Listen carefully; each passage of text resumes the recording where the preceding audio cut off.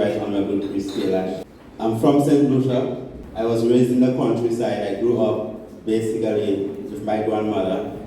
So I was privileged enough to be the one that got custodian of a healing art, a craft. Because our ancestors never really passed on written information. You had to be privileged. You had to be worthy. So when you went to the village healer, he never told you what was in the bottle. You know, you just had to use the content of the bottle. So what happened over the years is that because of what we call civilization and people getting developed and educated, many of our people actually moved away from thousands and thousands of years of knowledge. If you understand that there are many different cultures of people in medicine, going into medical school, and if you're going to see a clinical trials, for sure you're going to see how cannabis affects Caucasians, Indians, Asians, none of so? Right? So your genetic makeup is critical to how chemicals interact with your physical structure. So if it is that you have persistent high blood pressure, and your doctor might prescribe you lisinopril, for someone it might work, but because of your makeup, that same drug won't be able to reduce your blood pressure levels.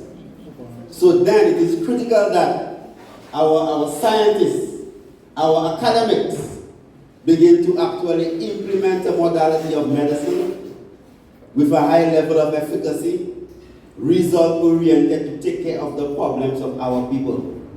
So after going through medical school, I never really, saw anything of a cure. Nothing was being healed. So someone say, boy, Priest, I have cancer, they say they have no cure. And oh, I have diabetes, they say they have no cure. Oh, I have high blood pressure, they say they have no cure. Oh, I have fibroids, that's no cure. Herpes, syphilis, gonorrhea, the common cold, COVID, nothing really has a cure. So today I'm going to really go into a very important topic of female and male reproductive wellness. Why? Jamaica has a negative growth rate, right? Meaning that more people dying than have been born. St. Lucia has the same problem, so does Dominica, so does Antigua. So the whole region, we have what we call a negative growth rate. So the woman is the entity that was from worthy to actually carry the continuation of life. The woman has mitochondrial DNA, which the man don't really have. So if you have to trace back creation, you have to go through it through what? A woman. So the vagina of the woman, the womb of the woman, is the only place that is found worthy to perpetuate the creation of mankind. So the vagina is one of the holiest places on earth. Wow. Right or wrong? I mean the holiest place. For sure, it's a hole, it's an entrance.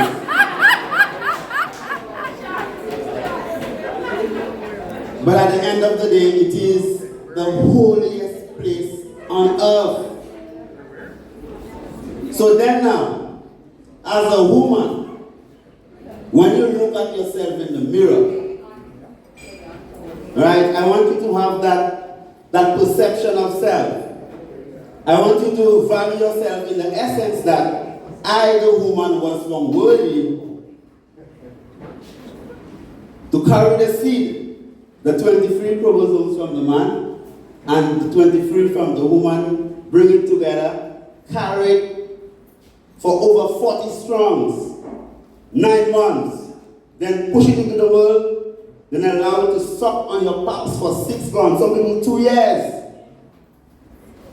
So, if our woman is not educated of the value of the vagina, the value of the womb, then what level of consideration would you give to using a tampon? Stay free, confident, always. You stay free, confident, always. So the woman's physical structure is designed in a manner critical. So in our African traditional studies, in our medicine, the man is not just looked at as a physical man. The man has levels of manifestation. Disease is not individualized. If it is that we understand that our culture, when you sick, for the principle of interconnectedness, that means that the entire community is sick. You understand that? So, herbal medicine and medicine on a whole is connected to a people's culture. So when you're healing someone, you are not healing that person from a symptom. You are bringing them into a balance with whatever societal rules that actually guide their life. I don't know if you understand what I'm saying. Eh? So it's not like if you have a headache, you take a pill and the headache is gone. If you are a mother and you have a toothache, and your child comes to you and says, Mommy, can I go outside and you have a toothache? How would you respond to your child? Good? Would you go to work? Would you feel good if your husband? Can you help anyone? So your sickness is something that affects the entire community. Now, our sisters are wired different than the man. Very critical. 13 years ago, I was saying in a lecture that fibroids and polycystic ovarian syndrome and breast cancer is linked to trauma.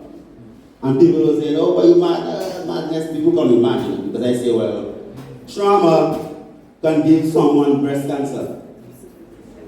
Alright, so the time that we are in right now is really past the time of what you eat and drink, especially for the woman. So I'm not going to come and speak to you about don't eat pork and, if you want to eat your pork at least, enjoy it. Don't eat it and afterwards you feel bad. And then you sit down and you go out and say, boy, if I eat some pork, that's where the disease actually comes from. So the disease really actually comes from your thought. A guilty conscience leads to church. Now, sisters, what I've noticed over 20 years of seeing people who are not balanced is that over 90% of the cases of fibroids, which is basically what you call a tumor growing in the womb of a woman, a leiomyoma, it's benign, meaning that it can spread from your womb into your kidneys or your liver or your lungs. PCOS, which is polycystic ovarian syndrome, when you have many fluid-filled bags in your ovaries that produce lots of hormones, progesterone particularly, that makes you feel like you're pregnant. So the woman with polycystic ovarian syndrome, it's not that she is infertile, it's just that she's always pregnant. Her hormonal profile is that she's almost pregnant. So she won't even have a menstrual cycle. She might not have a flow for 7 years. Now it's critical to understand that from the fibroid, the polycystic ovarian syndrome, endometriosis, diabetes, trauma, more than what you eat and drink. 90% of every woman that I have a consultation with that has fibroids, PCOS or diabetes, breast cancer, they have gone through trauma. Right? I'm losing you? No, keep going, keep going. So I'm not going to be speaking about eating and drinking. Right? When a woman is abused, Now, abuse or trauma could be as bad as someone stepping on your foot and dirtying your shoe. And when you remember that 5 years down the line, you're still upset. Or it could be that you were raped, you were molested, and 5 years down the line, when you think about it, you're still upset. So it is not the example of the trauma. So don't individualize your situation.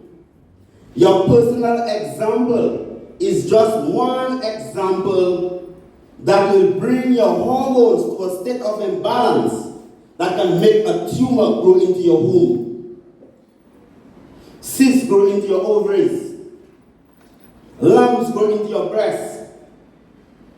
Because it is not only what you eat and drink. When you feel happy and you laugh,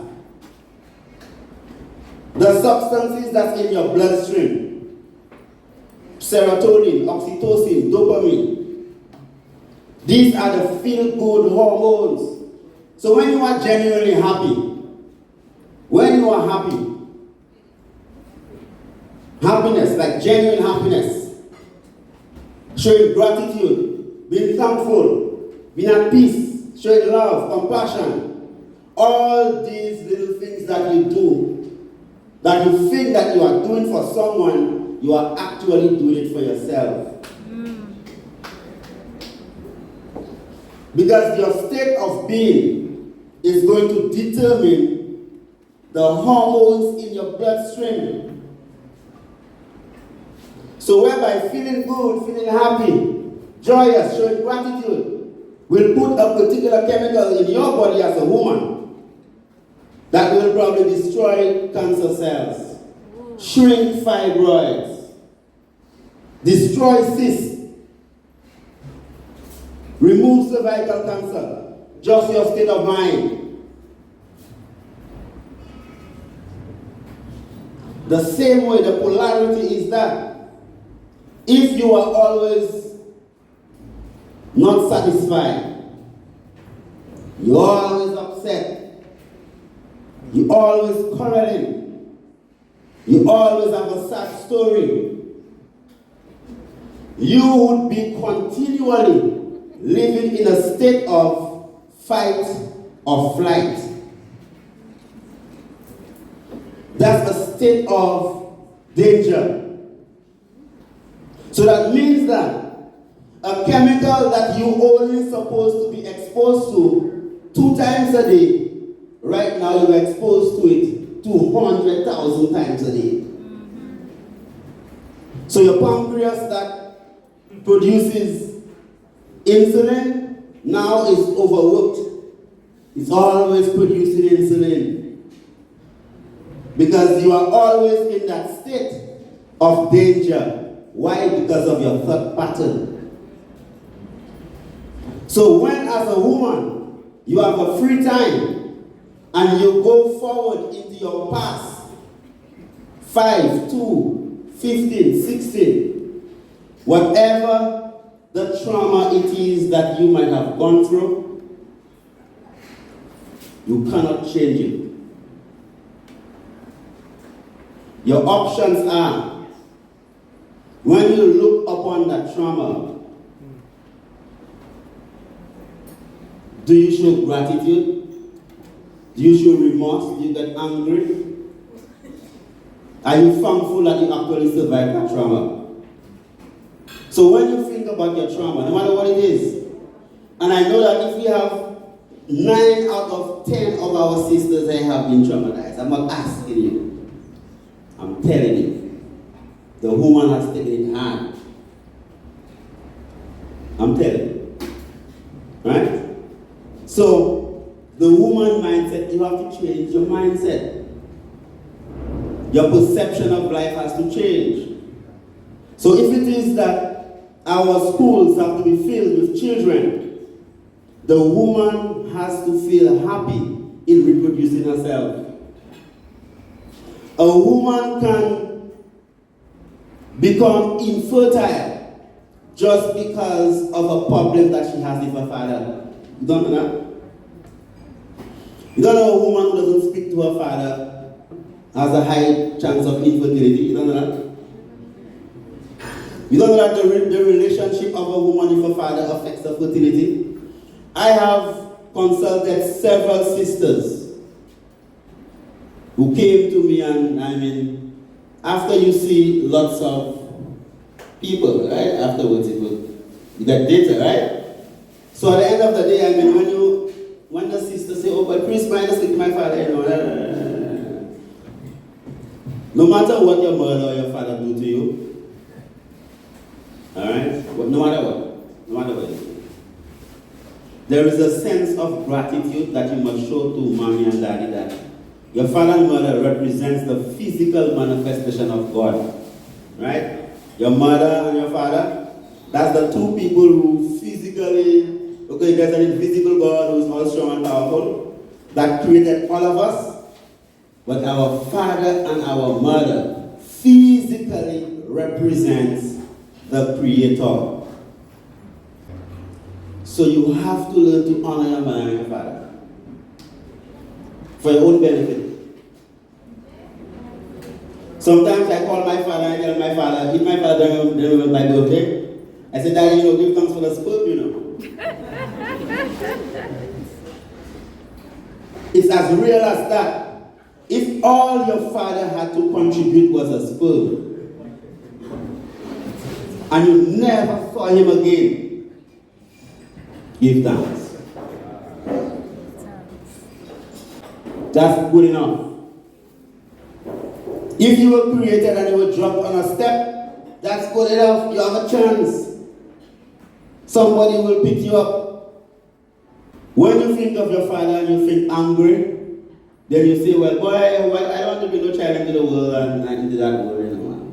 So, and then you meet your husband saying, you know, we really want the child, You want a child. And because of how you think of your father, say, me, I don't want to go in a relationship. And then he will get taken. And you can come and say the child and me, you know, and then within yourself, you are saying that you want a child. I'm not making this up, you know, I go for that hundreds of times already. Some women don't want to take my medicine because they feel they just have babies, eh? Right, so the woman must understand that. Your ambition is not to get pregnant. Your ambition is to be what? Well. When you're well, you don't worry about getting pregnant. You know, it just you're more concerned about not getting pregnant. Right, so to my sisters, change your perception. Approach life differently for your own good. You're not doing this for no one, but for yourself. If you're happy, it benefits you. If you're sad, it can destroy you. So no matter what the situation is, when you think about whatever bad thing has happened, try your best to associate it with something positive. It's difficult, especially when you've gone through 50 years and that's how you've been thinking. But if you do it daily, I've seen people. You must understand, you know, fibroids is not a disease. PCOS is not a disease. They are symptoms. Having a tumor in your womb is a symptom of hormonal imbalance. Having PCOS is a symptom of hormonal imbalance. Having glandular carcinoma of the breast caused by excessive estrogen, breast cancer, is the same thing. Your thoughts can flood your blood with estrogen. That's why when a woman is pregnant, she has gestational diabetes. Meaning that during pregnancy, her estrogen level is so high that she develops a type of diabetes that goes away after she gives birth. Chemicals control you. And always remember that you are the receiving, you receive. And what you take in, you create it. So for your own benefit, not for your husband or for your children, because the majority of sisters with breast cancer and cervical cancer, they tell you, oh, well, Chris, I take care of everybody but myself. You have to stop that. Right? Take a time, culture positive thoughts, take care of yourself. Right? The children will be okay, everybody will be okay. You understand?